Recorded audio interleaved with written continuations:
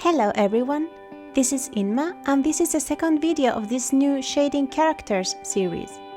On this video, we will learn how to paint skin, going from easy solid shadows to a more detailed look in very simple steps. Let's begin! I have a folder for the skin with two layers inside. One is for the base color and the other is for the white part of the eyes. I will lock the transparent pixels for that layer and I will shade that first using the opaque watercolor brush and a grayish color. With this brush, the harder you press and the more you insist on a specific spot, the more color is applied. If you press lightly, the color will be more dilute. The layer for the white part of the eyes will be kept on top inside the skin folder, so I create a new layer right under it. I set the blending mode of my new layer to multiply, and I start shading with solid colors using mapping pen. I choose a grayish red that's dark enough to make a good contrast. When shading, I take the light source and the shape of her bangs into account. Her neck is mostly in shadows because her head, hair and arm cover it from the light. Don't be afraid to paint big areas with shadows. We can add more detail later. When shading under clothes, if you shade very close to the line art, it gives the impression that the fabric is almost touching the skin. If you shade far away from the line art, it gives the impression the fabric rises over the skin. A good combination of both will give the illustration more volume.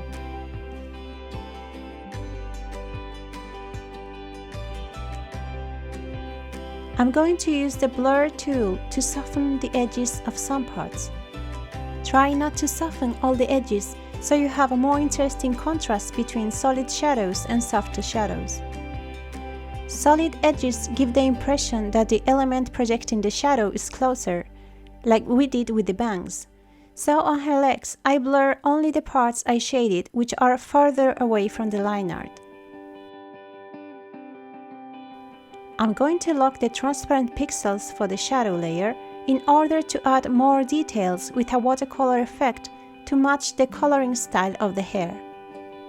The reason why I lock the transparent pixels is that I find watercolor brushes to blend colors better when the layer is 100% solid. So I lock the transparent pixels to preserve that solidity. This is just a personal preference of mine though. I use opaque watercolor and a darker color with a cold touch to add extra shadows over the shadows I already painted. Colors on the upper side of the color wheel, especially the upper left side, are warm colors, while colors on the lower side of the color wheel are cold colors.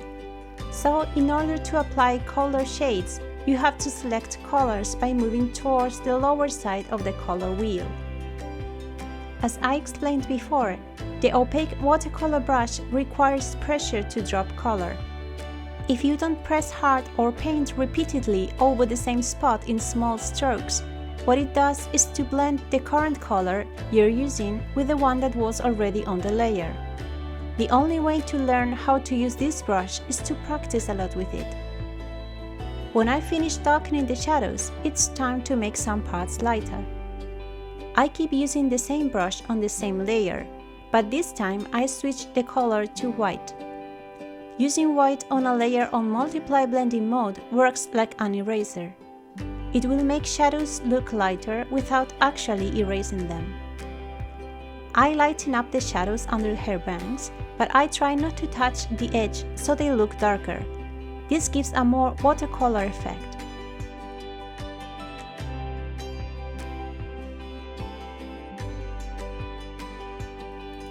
When lightening or darkening parts of the shadows, try not to overdo it. If you apply the exact amount of dark or light shadow to the whole illustration, it will lose contrast and detail.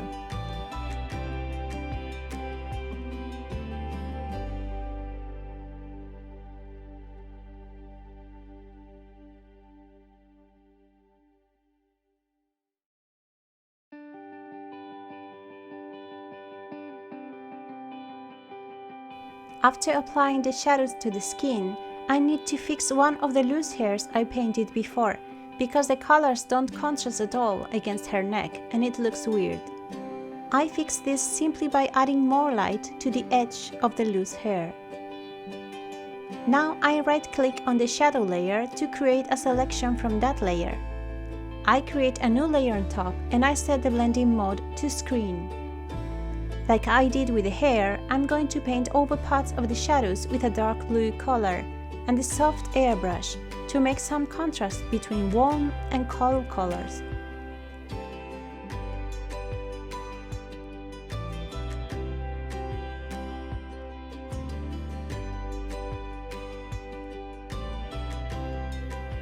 Now I create a new layer on multiply blending mode to apply some blush using the soft airbrush again.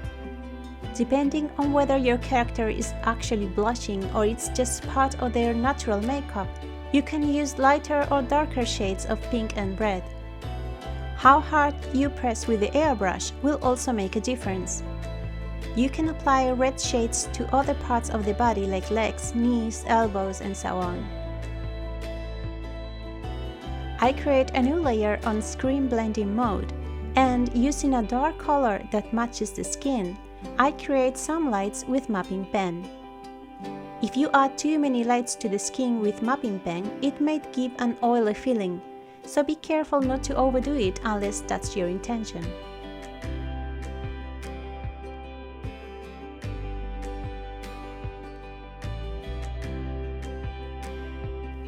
Last but not least, I'm going to show you how to create makeup in a very simple way using only the soft airbrush and the lighter pencil or mapping pen.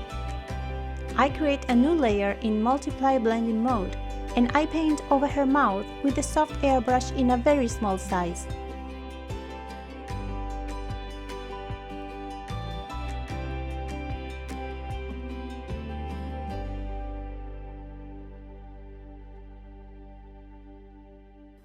Now I create a layer mask to remove parts in order to adjust her lipstick to the shape of her mouth.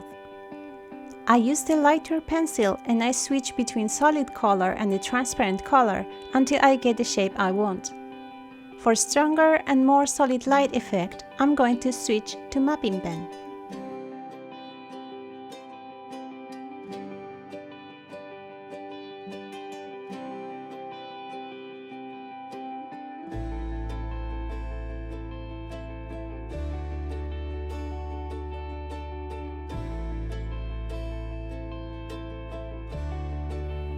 I create a new layer in screen blending mode to increase the light on her lips a bit.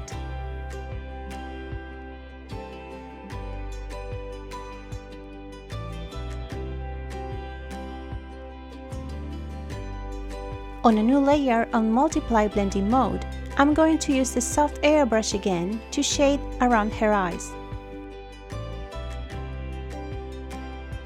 You can use any color you feel that will fit your character.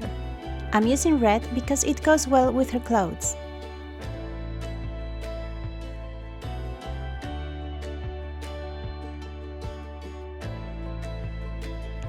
I lowered the opacity of both the lipstick and the eyeshadow layers to 50% so the makeup looks softer, because that's what I wanted for this specific character.